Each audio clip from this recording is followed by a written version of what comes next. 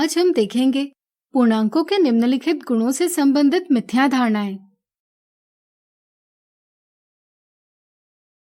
मिथ्या धारणा 1, गुणात्मक तत्समक यानी मल्टीप्लिकेटिव आइडेंटिटी के संदर्भ में निम्नलिखित में से क्या सही है। कई बार बच्चों को योज्य तत्समक यानी एडिटिव आइडेंटिटी और गुणात्मक तत्समक की समझ में उलझन होती है। इस उलझन के कारण कई बार 0 को एक गुणात्मक तत्समक और 1 को योज्य तत्समक समझा जाता है। यह एक गलत समझ है, इसलिए ऑप्शन 1 गलत जवाब है। इसी तरह 1 के साथ साथ ऋण 1 को भी गुणात्मक तत्समक मान लिया जाता है।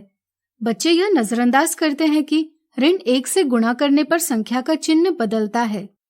वे सिर्फ सांख्यिक मान यानी न्यूमरल वैल्यू के आधार पर समझते हैं कि ऋण 1 भी गुणात्मक तत्समक है। यह एक गलत समझ है, इसलिए ऑप्शन 2 गलत जवाब है। सही समझ यह है कि 1 से किसी पूर्णांक का गुणा किए जाने पर परिणाम वही पूर्णांक प्राप्त होता है, इसलिए 1 पूर्णांकों के लिए गुणात्मक तत्समक है, यानी कि सही जवाब है ऑप्शन 3। मिथ्या धारणा 2, 0 एक योज्य तत्समक है, इस कथन के लिए कौन सा उदाहरण सही है। कुछ बच्चे यह नजरअंदाज करते हैं कि योज्य तत्समक योग का गुण है। ऑप्शन 2 में ऋण 4 से 0 का व्यवकलन करने पर परिणाम ऋण 4 ही आया है, लेकिन यह व्यवकलन किया जा रहा है न कि योग, इसलिए यह उदाहरण 0 एक योज्य तत्समक है इस कथन के लिए उपयुक्त नहीं है, यानी कि दिए सवाल का ऑप्शन 2 यह गलत जवाब है। इसी तरह कुछ बच्चे यह समझ लेते हैं कि 0 को किसी भी पूर्णांक से गुणा किया जाने पर परिणाम 0 आता है, इसलिए 0 एक योज्य तत्समक है। यह गलत समझ है।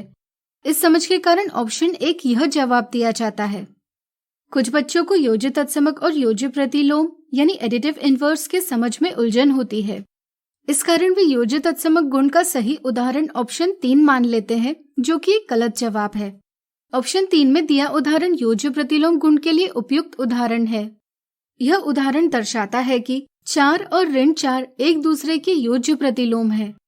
सही समझ यह है कि 0 के साथ किसी भी पूर्णांक के जोड़े जाने पर परिणाम वही पूर्णांक आता है, जैसे ऋण 4 धन 0 बराबर ऋण 4 या 0 धन ऋण 4 बराबर ऋण 4, इसलिए 0 एक योज्य तत्समक है।